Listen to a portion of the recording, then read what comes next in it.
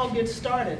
It actually started because we wanted to do some revitalization for this park, and it was for the youth to come and get involved with some things that the CYC was doing so they could get community service hours.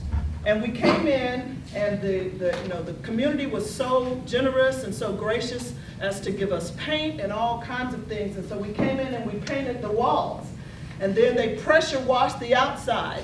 And then we thought, well, let's put a mural up. And we looked and looked and looked for an artist, and we found one. And we told her what we wanted, and she gave it to us.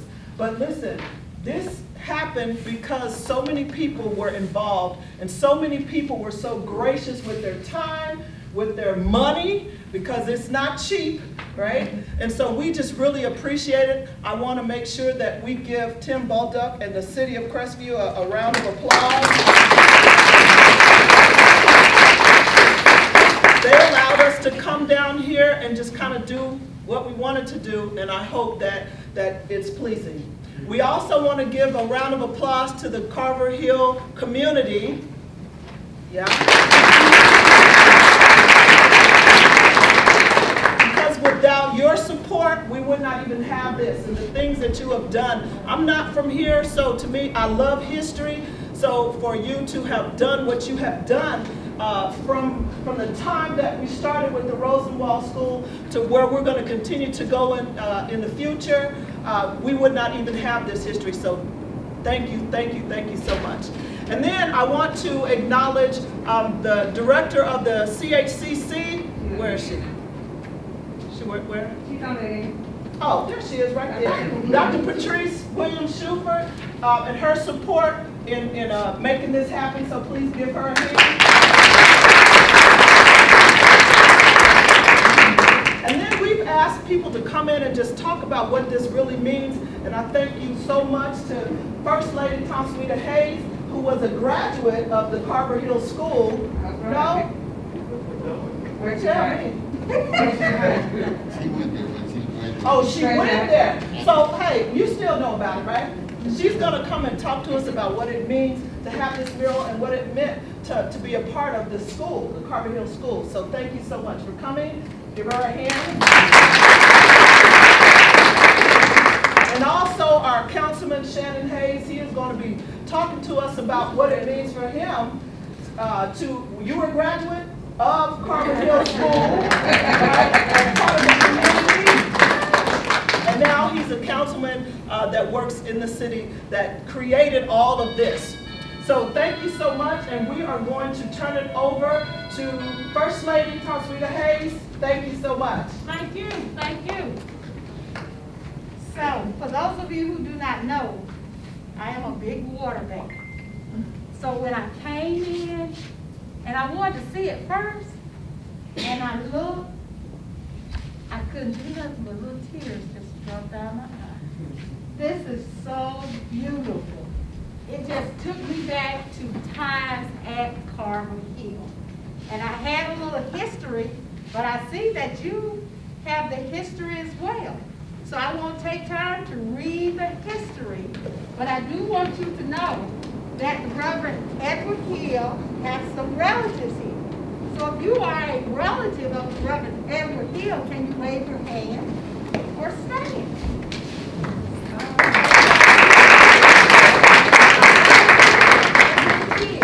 Do we have any relatives of A.G. Conyers? Because Mr. A.G. Conyers and Edward Hill from the Conyers family. They're the ones who donated the land at the very beginning when Carver Hill was started. So of course they named it Carver Hill after him. Mr. Conyers was a turn-time laborer, and he wanted to provide a school to the community here in Crestview. So in 1917, the school board purchased a half an acre from the Conyers family for the colored school on Radcliffe. Rosenwald funds came along later, and this property here was worth $1,500, $1,550. That's how much they constructed the total school. In 1944, the school board purchased a block on School Avenue for the colored school, and that cost was $50. So you can see how things at that time was just a little bit less pricier than they are today. So Rosenwald here moved to a new location, and they named it the Crestview Colored School. That was in 1945. So the school was renamed Carver Hill in honor of Dr. George Washington Carver. 1950, they had a 3-room school building. Can you imagine having a 3-room school building and a boiler room? And this, of course, was for children 7 through 12. A separate building, the building you see next door, that was the cafeteria. So that was the cafeteria that they used. So that building has some age on it. In 1954, this was constructed. All the black children throughout Okaloosa County attended Carver Hill. Now think about it. Carver Hill was in existence from 1954 to 1966. How many years was that? How many? 12. Carver Hill School was not in existence that very long. It wasn't in existence for a long time. 12 years. 12 years that school was in existence for the education of children. In 1954, the year I was born. Now, I don't remember that, but as I grew older, I can remember my mother leaving me with my grandmother in the Orange Hill community, just to let you know. And she would come to Crestview, and I don't remember where she stayed, but I remember she would come back to Chiplet on the weekends. So she'd come to Crestview, then she'd go back to Orange Hill on the weekends. So that's kind of how we did it until I began school at Carver Hill in kindergarten. Miss Lee was my teacher. No one knows Miss Lee, but that was my teacher. I know all my teachers from first grade all the way up to middle school. So I was at Carver Hill, and it was an experience that if you did not attend an all-black school, you wouldn't know what it was like. I mean, we thought we had it going on. Right. So now, if you would go to the museum, you would see a lot of things that we use in our school. So when I take a tour, I always tell them about where we had the light and we had to learn how to read as fast as the light moved. That's how fast you had to learn to read. That machine is still over there. So there are a lot of things that was at Carver Hill that made all of us who attended Carver Hill, raise your hand. You may have been to the kindergarten center. We have 3 people here that attended Carver Hill. All right then. You went to the kindergarten center? All right then. We have 1. So that's 4 people that have gone to Carver Hill. So Carver Hill was closed due to desegregation, and the students were sent to Crestview High. Now remember, all the black kids went to Carver Hill. That means from Laurel Hill, Rock Hill, Fort Walton Beach, wherever you were in Okaloosa County, this is where you came. You came by bus. This is where you came. So they were converted to the kindergarten center. So some people in the area attended the kindergarten center there. Okay? So Carver Hill closed, and of course, as Carver Hill closed, there was the idea, how do we keep the dream alive? How do you keep the memories of Carver Hill? So, if you don't, these are the teachers that were there. So these are original teachers. These are those who have the vision to keep the dream of Carver Hill alive. They had the idea to begin the Carver Hill Society, and later became the Carver Hill Memorial and Historical Society, and they began to have events. And of course, Miss Caroline Allen was the presidente, just so you would know. Right. All right? Yes. Yes. She was here. She was one of the major individuals that did a lot for Carver Hill. Is there anybody here who was here when they organized the Carver Hill Memorial Historical Society? I don't see, but there are still some individuals that are living. Okay? So they leased the, as you know, the lunchroom is leased through the Carver Hill, through the school board. So that was in 1982. They leased that to us. They leased it to us, and we have wedding and retirements there. We have here's our band.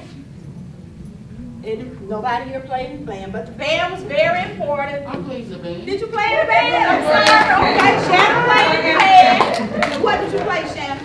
Trumpet. That's right. Shannon played in the band. And football players. We had Ron Hayes played in football. I was a cheerleader. So all right, that concludes that part. We always had Mayday at Carver Hill. I mean, that was a time where we all got together. Each one of the classrooms competed against each other. We had our Mayday Queen, and the Queen had on her beautiful outfit, and we had the parade, and it was just something dear to our heart. If you didn't have the opportunity to go to an all-black school, you did miss out, but life goes on. But we're here to keep that memory alive, and this mural is doing a beautiful job keeping the memory alive. Now, the first school was at the lodge, so that's in the history if you have it. When they first started the school, it was at the lodge and at the Mount Zion AME school, church. So as always, you know, churches are a big foundation for our community. So Mount Zion was there for that education. We got Sister Mayretha Coleman down here, Crestview Concerned Citizen, and Dr. Naomi Barnes, two important individuals in our community. Ms. Velma Conyers and Mr. James R. Conyers, always community leaders, and Ms. Caroline Allen, as we see here, and Mr. Allen, always community leaders. But being at Carver Hill was just a part of me. We always have events at Carver Hill. If you're not a member of the Carver Hill Memorial Historical Society, you know, we are always pitching for membership because there's always something to do. Membership drive will start in January. If you pay now, you're $25, you'll have to pay again in January. So we invite you to become members of the Carver Hill Memorial Historical Society and keep the dream alive. If you have something burning on your heart that you would like to see in our community, we're here. We're here to help do what we can in the community. And the experience being at Carver Hill was wonderful. I can remember walking to Carver Hill with my little peanut butter and jelly sandwich and my lunchbox. And I was content. I can remember being in the lunchroom. We have sock hops for a quarter. Oh, yeah. We did that after school. That was our fundraiser. I mean, there were things that we did back then that, you know, people nowadays wouldn't think that was so exciting. But to us, that's what we had and we enjoyed. So, any questions? Thank you.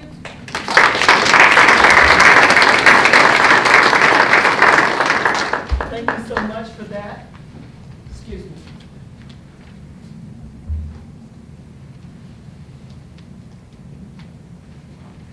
Thank you so much for that, First Lady Hayes. It was amazing. I love history, so when I hear history, it just excites me. So I'm definitely going to be getting in touch with you because I want to know more. If you look at this mural, you'll see that it stops right here. And so I'm going to tell you why, because I'm not going to wait for you to ask me, why did you stop there? Well, we believe, and as Minister Bryan spoke, that history continues. Amen. And so we left that open so that in the future, this can be continued, because it's not going to stop just here. We want this community to continue to move forward, and we want to show that history through pictures. And if you see here, it says, walk with me through time and let me tell you our story. The story is never complete. The story is going to continue. I'd like to come back here 10 years from now and see not only that part of the wall finished in pictures, but to see it wrap around here. I'd like to see it on the ceiling if need be. But history never stops. So we're going to continue to make history. Yes? Yes. We're going to continue to make history, and we're going to continue to move forward. So now, next, we have our Councilman Shannon Hayes. He's going to come and talk to us on behalf of the mayor and on behalf of himself as a graduate of the Carver Hill School.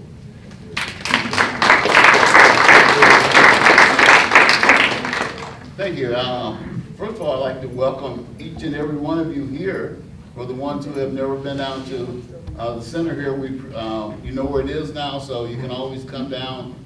But back in the days, you know, I don't know if some of you know, my dad was military, so we traveled here and there and overseas and everywhere else. And this First Lady Hayes here is not my wife, that's my brother's wife.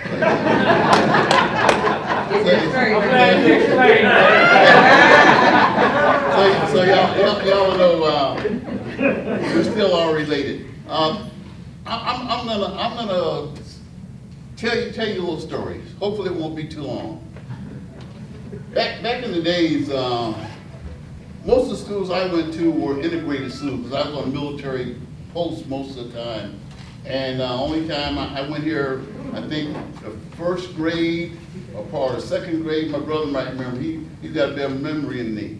And later on, we came from Alaska, I think, and came here, ninth grade, and I never really experienced an all Afro-American school, except one time in Columbus, Georgia.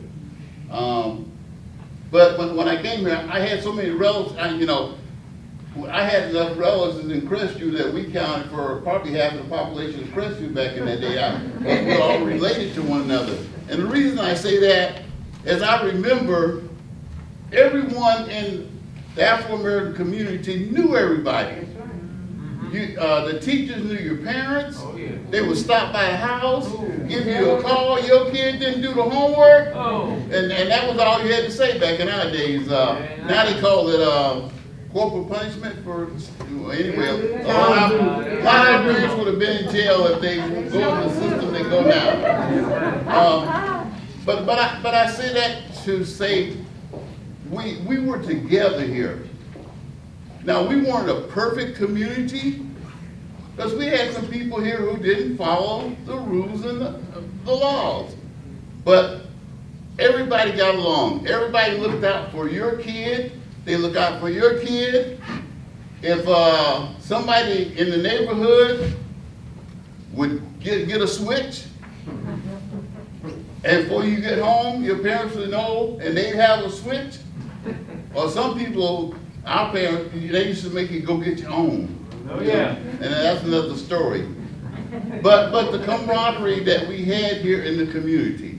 Matter of fact, back in the days, as I remember, there was really no racial strife in Crestview.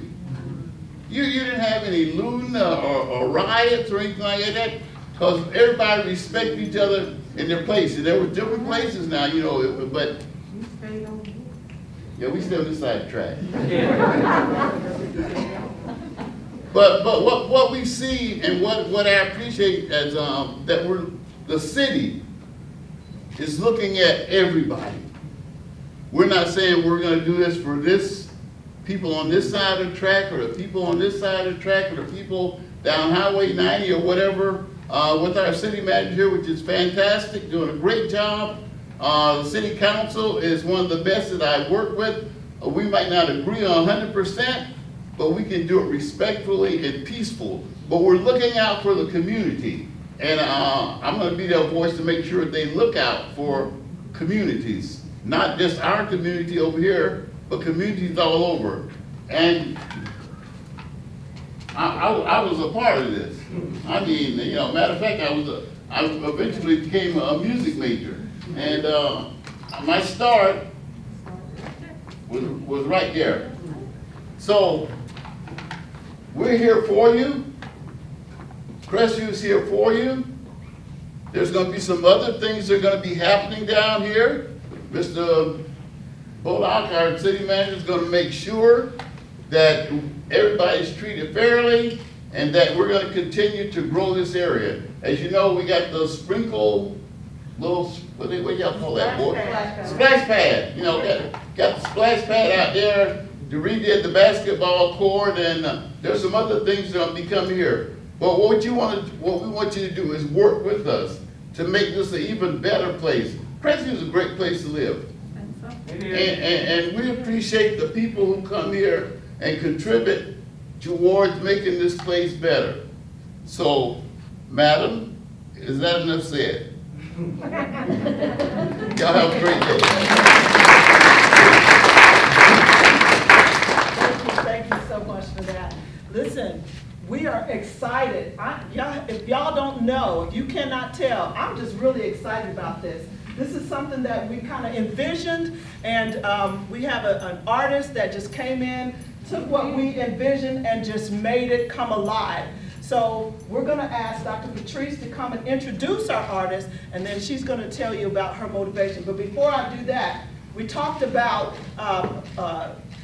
different people who were related to Reverend Hill and some of the other people, but I want people that may be related to Mrs. Caroline Allen and Mr. Samuel Allen. Raise your hand, stand up.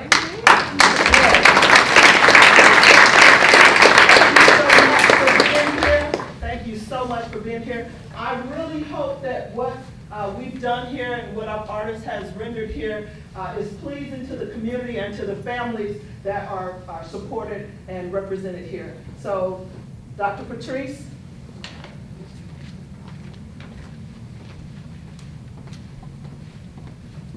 Good evening, everyone. This writing is sort of small, so I'm going mostly from just knowing Jessica, and I'm going to take this off for a moment.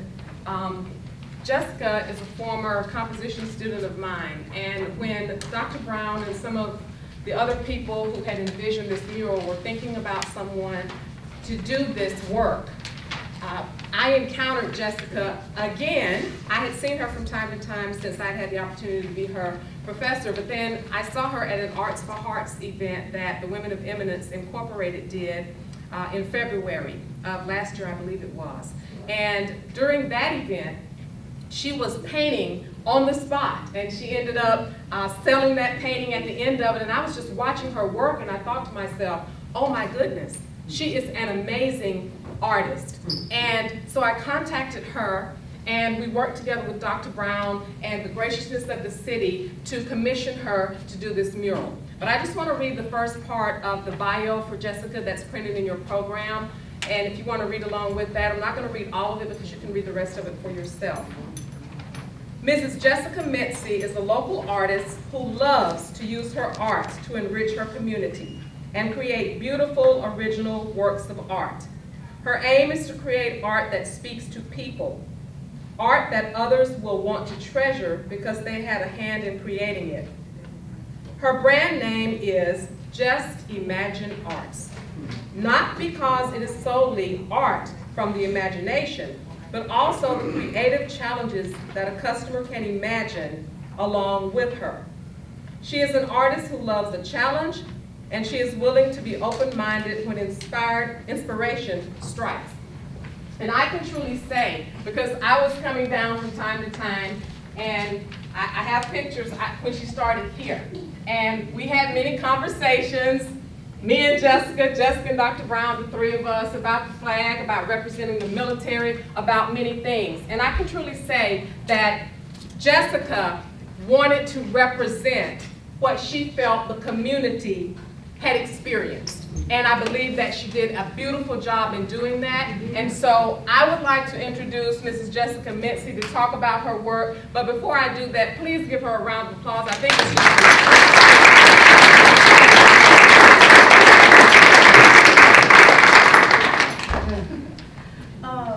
Thank you. First and foremost, I think many of the things that you guys have said were what I was going to say, so you kind of stole it. But first and foremost, I wanted to just say, just thank you for the opportunity to even do this.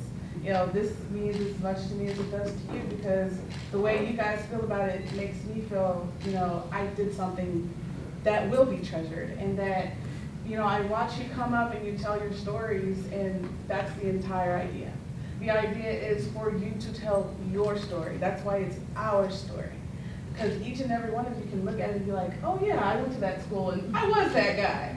And that was the entire point, is to bring history alive in a visual way that can be, touched and but put it into a visual arts way. You have these stories that are through time. You know, you go all the way back to, what did you say, 1917, you know, all the way to today. And the reason why I use the ribbons is because that is how time flows. Flows around us, it flows through us, it explains who we are and where we are and where we're going. You know, and I understand, you know, where we started. And, you know, when it came to May Day, some people might not understand that it actually started out as Emancipation Day. And then it moved to Mayfest, and then it moved to May Day. You know, you might know May Day is simply, oh, it's always been May Day. No, it wasn't. So, and to understand, you know, there's a deeper gravity than just a fun day. You know, it means a lot to people, and it is something that, again, it's a special day that has a story of its own. I purposely didn't put people, you know, as far as these people that, you know, were in the photographs, because I'm like, I don't want somebody to be like, hey, why did you put him up there and not me? So, so I wanted to be a broad representation, because I know these are the things that were important back in that time, and it takes you back to a time where, here you are, you said you were born in 1954, you can remember holding, you know, peanut butter and jelly sandwiches in your lunchbox.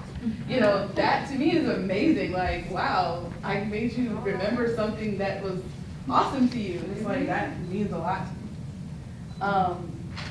I like to say, you know, that's a lot of the different things, a lot of different elements that I was told to incorporate. Yes, they posed a challenge because I had no idea how to do that, but I just kind of, they were like, don't you have a sketch? Nope. So I kind of just winged it, even though it doesn't, you know, look like that, but it's just like, okay, I like that idea. Let me think of how I'm gonna do that, you know. She's seen the way these crazy sketches were looking, and it's like, well, that looks nothing like what we want. And I was like, give me a chance, hold it. You'll see, it'll be nice when I'm done. But like I said, you know, this is something that I am happy that you treasure, because I know that I will. And, you know, your reactions to it are a treasure of mine too. So, yeah. And oh, I'm sorry, one more thing. When it came down here, you know, the reason why we have the triangles here is to represent the stained glass of church, because I know that, you know, our faith has brought us through this time, that has walked with us through time the entire way. So this was our representation to see, these are the pieces. These are the pieces of the glass, these are the pieces of the memory to bring us to where we are. And, you know, like you said, you know, it was all like segregated, and yes, these were beautiful things that happened within it, but we also know that those were, you know, kind of tough things that happened within that too. And it's a good thing that now our kids don't have to deal with that. And they can play together, and no one tells them not to. And no one looks down on them for it. And so that's why I made this way, to show how far we've come. Okay, that was it.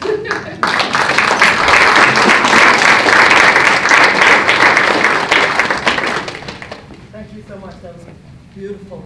At this time, we want you to come up and take a better look, a closer look at what we have here. I'm going to tell you, I love it all, but one of my favorite parts is this military symbol, because, yeah, there you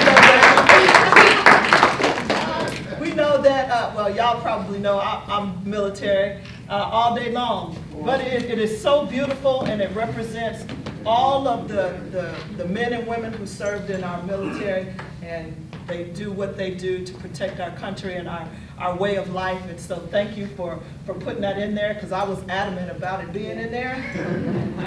So when I had no idea what you wanted. yeah, when she talks about that, she probably was talking about me. But she did a beautiful job, and I thank you for that. I think that this entire mural is beautiful. I will say this, please, because this is paint, if people start touching it, it's going to break down. So we want to keep and maintain the integrity of the mural, so please don't put your hands on it. Just look at it. You can take pictures of it, but enjoy. Thank you so much for coming. Give your hands, yourselves a round of applause. There are beverages up here for you to take. I have more outside if we run out. Please come and enjoy the mural.